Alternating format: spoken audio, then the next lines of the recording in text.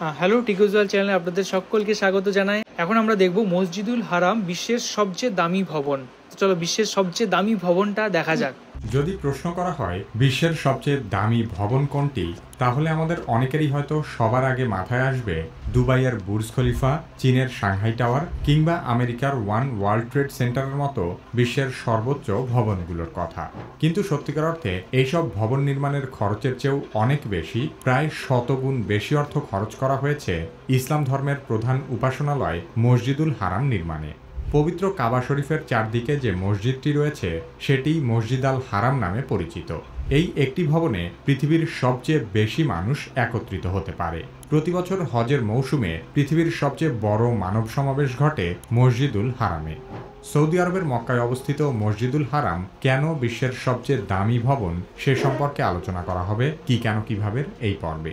কি কেন কিভাবে চ্যানেলে আপনি নতুন হলে অনুরোধ করব সাবস্ক্রাইব করে বেল আইকনটিতে ক্লিক করুন।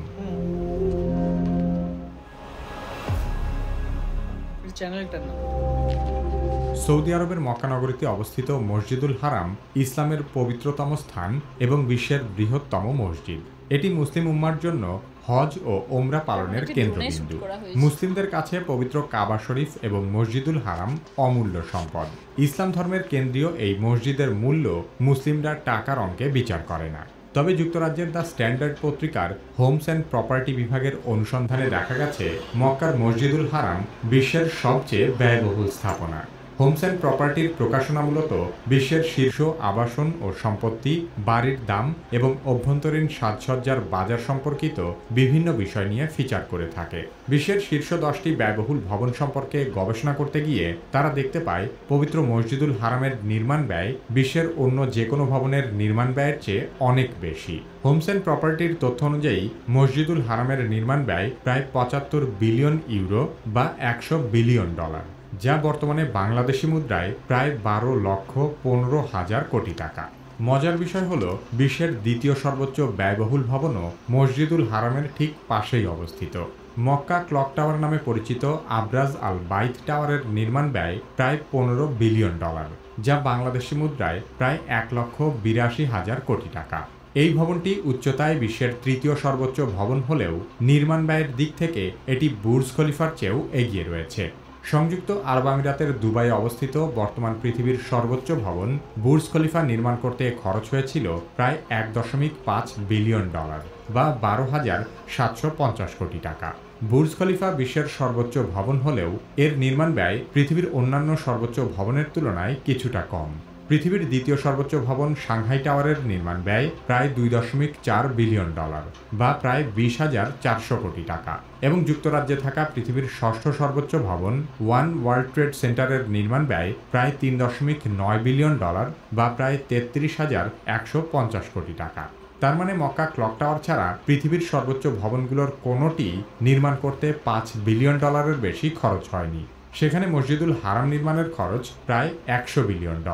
সে হিসেবে খরচের বিচারে বিশ্বের অন্যান্য ব্যয়বহুল ভবনগুলো মসজিদুল হারামের ধারে কাছেও নেই। মসজিদুল হারামের নির্মাণ ব্যয় নিয়ে আরেকটি বিষয় পরিষ্কার করা দরকার, আর তা হলো মসজিদটি নির্মাণের জন্য যে $100 বিলিয়ন খরচের কথা বলা হচ্ছে তা আসলে 2011 সালের পর থেকে এই ভবনের সংস্কার ব্যয় মাত্র। সর্বপ্রথম যখন থেকে এই স্থাপনা নির্মাণ শুরু হয়েছে তখন থেকে এর নির্মাণ ব্যয় হিসেব করা অসম্ভব, কারণ যে কাবাঘরকে কেন্দ্র করে মসজিদুল হারাম নির্মাণ করা হয়েছে ইসলামের বর্ণনা মতে সেটি পৃথিবীর প্রথম ঘর এবং প্রথম ইবাদতের জায়গা। এই কাবাঘর বহুবার বহু ধাপে নির্মাণ করা হয়েছে। তবে বর্তমানে অবস্থিত কাবাঘরের অস্তিত্ব শুরু হয়েছে খ্রিস্টপূর্ব প্রায় 2130 সালের দিকে।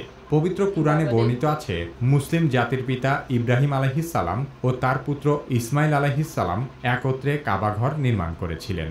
অতীতে পবিত্র কাবাকে কেন্দ্র করে একটি খোলা স্থানই ছিল মসজিদ। বিভিন্ন সময়ে একটু একটু করে মসজিদুল হারামের নির্মাণ চলতে থাকে। তবে 692 সালে সর্বপ্রথম ছাদসহ দেয়াল দিয়ে মসজিদটি ঘিরে দেওয়া হয়। তারপরেও বহু ধাপে মসজিদের উন্নয়ন চলতে থাকে। 1570 খ্রিস্টাব্দে উসমানীয় সুলতান দ্বিতীয় সেলিমের আমলে মসজিদের সমতল ছাদের বদলে ক্যালিগ্রাফি সম্বলিত গম্বুজ ও নতুন স্তম্ভ স্থাপন করা হয়।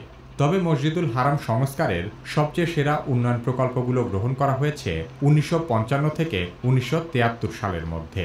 এই সময়ের মধ্যেই সাফা ও মারওয়াকে মসজিদুল হারামের মূল দালানের মধ্যে নিয়ে আসা হয়। বর্তমানে মসজিদুল হারামের মোট আয়তন 3,56,800 বর্গমিটারেরও বেশি। তবে বর্তমান সময়েও প্রতিনিয়ত মসজিদুল হারামের উন্নয়ন কাজ অব্যাহত রয়েছে এবং এটি একটি চলমান প্রক্রিয়া। মসজিদুল হারাম সংস্কারের এত উচ্চ মূল্যের পেছনে কয়েকটি গুরুত্বপূর্ণ কারণ রয়েছে। 2011 সালে শুরু হওয়া সম্প্রসারণ প্রকল্পে নতুন প্রার্থনা হল, বর্ধিত তাওয়াফ এলাকা, উন্নত এসকেলেটর, লিফট ও ট্রান্সপোর্ট ব্যবস্থা এবং আধুনিক শীতাতপ নিয়ন্ত্রণ ও সুরক্ষা ব্যবস্থা যুক্ত করা হয়েছে। মক্কার জমির দাম পৃথিবীর সবচেয়ে ব্যয়বহুল জায়গাগুলোর মধ্যে শীর্ষে রয়েছে।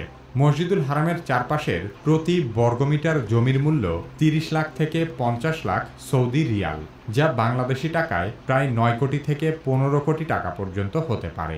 নতুন করে মসজিদ সম্প্রসারণের জন্য এই জমি অধিগ্রহণে বিপুল অর্থ ব্যয় হয়েছে।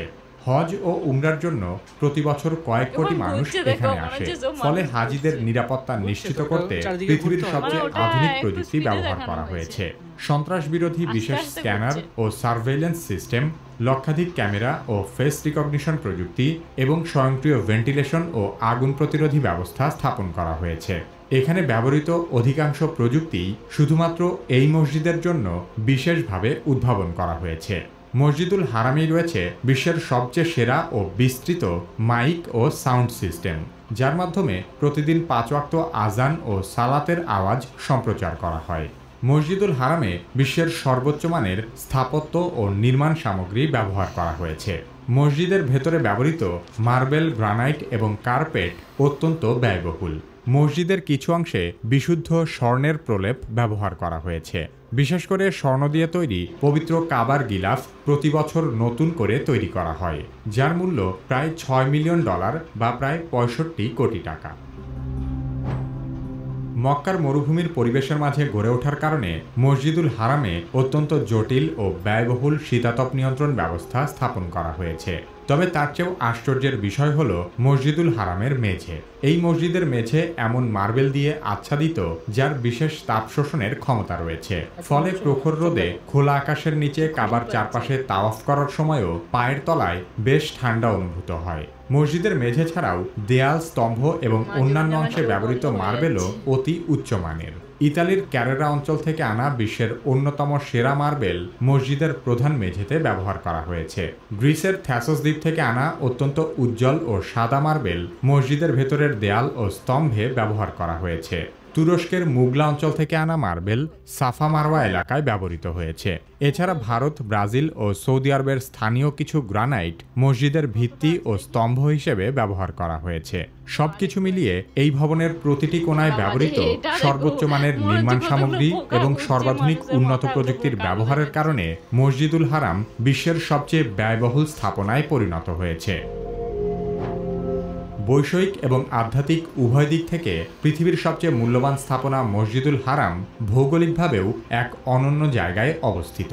বেশ কিছু গবেষণায় পবিত্র কাবাঘরই পৃথিবীর কেন্দ্র হিসেবে উঠে এসেছে। পবিত্র কাবাঘরের ভৌগোলিক বিশেষত্ব সম্পর্কে আরও জানতে চাইলে কি কেন কিভাবে এই ভিডিওটি দেখতে পারেন। তো আমরা দেখলাম যে মসজিদুল হারাম বিশ্বের সবচেয়ে দামি ভবন। তো এটা আমার কাবা সম্পর্কে আইডিয়া ছিল যে এখানে মুসলিমদের সবচেয়ে পবিত্র জায়গা হচ্ছে কাবা, এবং হচ্ছে এখানে সবাই যায় উপাসনা করার জন্য, হ্যাঁ, ধর্ম পালন করার জন্য। কিন্তু এটা যে এত দামি ভবন, বিশ্বের সবচেয়ে দামি ভবন, এটা আমার জানাটা ছিল না, যেটা এখন আমরা জানতে পারলাম। তোমার কেমন লাগলো বলো? ঘুম ভেঙেছে?